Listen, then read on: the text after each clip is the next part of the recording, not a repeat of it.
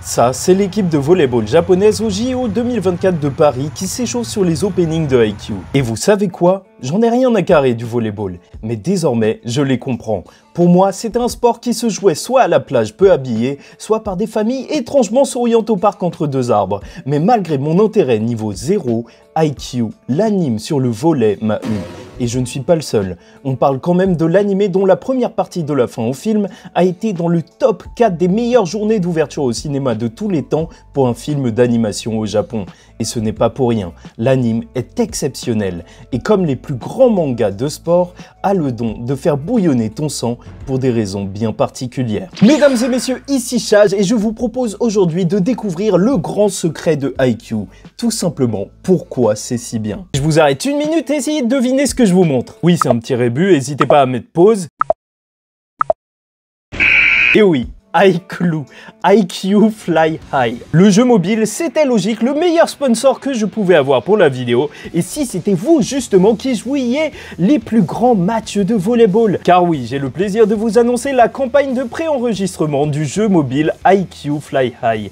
Un jeu dans lequel vous pourrez créer votre propre équipe, la diriger, smasher, servir, tirer, lancer, bloquer, défendre et surtout voler, comme c'est beau. Ou rester au sol si tu es un fan de Nekoma. Et bon, en plus de vivre des parties de volleyball endiablé, c'est surtout l'occasion de revivre les grands moments et grandes actions fidèlement retranscrites, remasterisées pour l'occasion. Puis, le plus important pour moi dans un jeu qui se veut être une adaptation, c'est la fidélité. Et là, on l'a avec le casting des voix des personnages qui répond présent. En plus, il y a un système de lien entre personnages si tu joues en duo. C'est du bon. Créons notre team de rêve. Et bon, vous préenregistrant dès maintenant pour le jeu Haikyuu Fly High, vous obtiendrez 25 tickets pour invoquer des personnages et 800 diamants bien utiles durant les parties. Donc passez par le lien affiché ou en commentaire épinglé et on verra bien qui va réussir à prendre son envol. Merci à eux d'avoir sponsorisé la vidéo et c'est reparti. Haikyuu nous raconte l'histoire du jeune Shoyo Hinata, rêvant de devenir joueur de volleyball, mais il a un souci de taille. Littéralement, il est petit dans un sport où la hauteur fait tout. Ainsi, on le suit rentrer dans le lycée Karasuno, qu'il rêvait d'intégrer car son idole, le petit géant, ayant remporté les nationales interlycées, y jouait. Or, le club n'est plus ce qu'il était. Ils sont désormais surnommés les Corbeaux sans ailes. Il va alors rencontrer ses camarades, s'entraîner, devenir meilleur, se souder avec l'équipe pour qu'il tentent à eux tous d'atteindre les sommets. Tout ça en un manga publié du 6 avril 2014 au 19 décembre 2020 dans le Weekly Shonen Jump, qui a donné naissance à un anime en 4 saisons, des OAV pour détailler l'histoire de certains personnages et 2 films pour conclure la série. Un étant sorti en 2024 et le deuxième qui ne saurait tarder. Bon, en termes de qualité, je dois vous parler avant tout de ce qui saute aux yeux. Directement avec Haikyuu, c'est la forme épiquement réaliste. La beauté est subjective, bien entendu. Non, pas du tout, c'est une phrase de bluffeur. La vérité, c'est que c'est beau, c'est riche, c'est généreux, l'animation déboîte. Plusieurs animes de sport font le choix d'accentuer les actions, les rendent épiques en les imageant de manière exagérée. Des éclairs, du feu, et parfois ça va vraiment trop loin. Non, vraiment trop loin. C'est un dessin animé sur le tennis.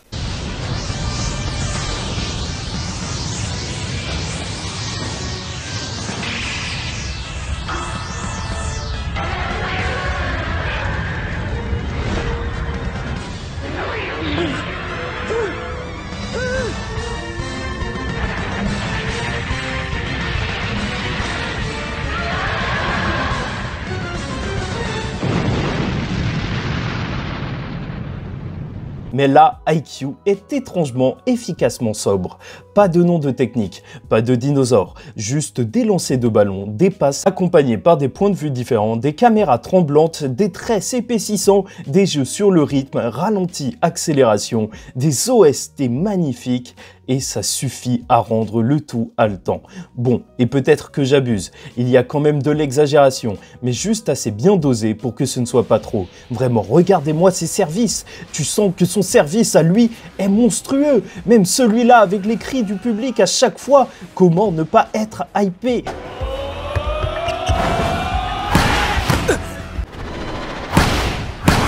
Et bien sûr que cette animation déjà soignée atteint en plus son paroxysme durant le premier film de conclusion, et sûrement que ce sera aussi pareil lors du suivant. Ce n'est pas pour rien quand même qu'il est le troisième film d'animation le mieux noté, IQ La guerre des poubelles 2024 par le site Letterboxd. Puis les openings, franchement, comment ne pas être à fond quand tu entends ça?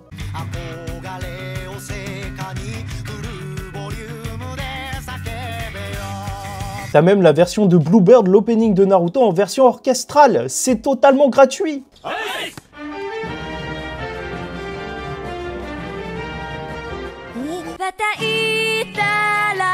Et tant mieux, l'anime est généreux et dirigé d'une main de maître. On a carrément une saison 3 qui est seulement un seul match de volley sur 10 épisodes, et aussi fou que ça puisse paraître, tout le long, c'est haletant. Donc sans dire que chaque épisode est exceptionnel et t'en mettre à plein les yeux, je dirais que l'animation sait déboîter quand il le faut, mais surtout arrive à servir parfaitement ce qui est la plus grande force de IQ.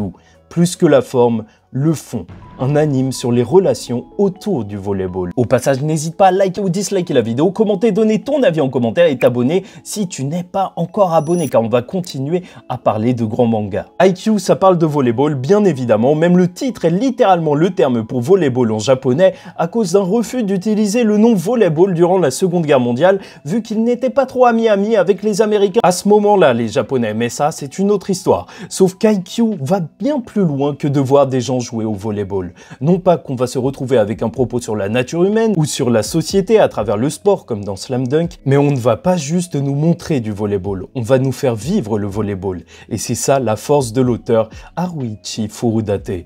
Bien sûr, c'est toujours satisfaisant de suivre des underdogs, des personnes en qui personne ne croit, comme avec Karasuno, et les voir grandir, se faire un nom. Mais là où ça va aller plus loin, c'est qu'on va manger volleyball sous toutes ses formes. L'auteur traite avec minutie de tout, même ce qui englobe le sport lycéen, que ce soit les fans, les managers, le fait de concilier le club avec les études, le rapport des anciens joueurs de lycée à leur ancienne passion, l'aspect psychologique des rôles, même du déroulement d'un match. On a quand même littéralement un passage qui nous explique comment le rythme des applaudissements peut déconcentrer, voire mettre la pression à une équipe. Et c'est formidable, ça va super loin.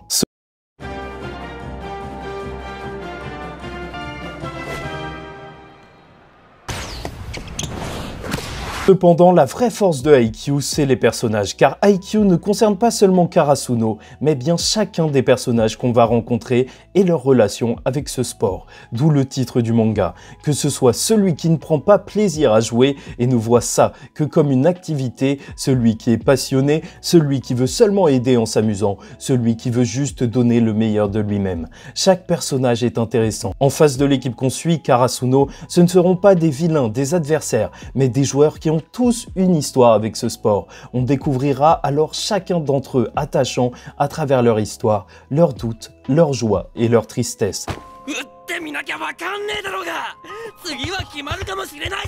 Donc retenez-le bien, IQ parle de volleyball en nous racontant ce que signifie le volleyball pour chacun de ses personnages. Et c'est une façon de voir les choses qui rend ça juste magnifique à voir, que l'on aime ce sport ou non. D'ailleurs, c'est pour ça que les OAV sur les personnages secondaires marchent aussi bien.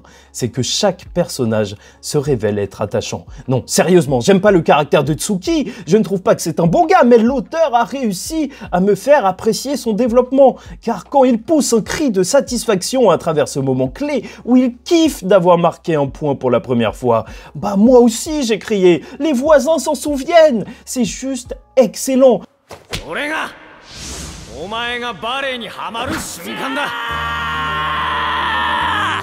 Un anime qu'on peut donc voir et revoir afin de s'attarder sur chacun des personnages avec un angle différent, en ayant même de la peine pour ceux qui perdent. Et ça montre bien à quel point les personnages sont rendus attachants et sont bien décrits dans IQ. C'est pas dans tous les mangas de sport quand même que l'équipe adverse, t'as de la peine pour eux. C'est un anime qui traverse bien des thèmes, que ce soit celui du sacrifice, car c'est un sport réellement d'équipe où chacun doit passer la balle et ne peut pas la toucher deux fois, et qui qui va donc en même temps nous parler d'acceptation, se mettre en retrait pour le bien de l'équipe, changer de rôle pour aider et accepter de prendre du plaisir différemment. Un anime qui nous questionnera sur le plaisir de jouer à un sport.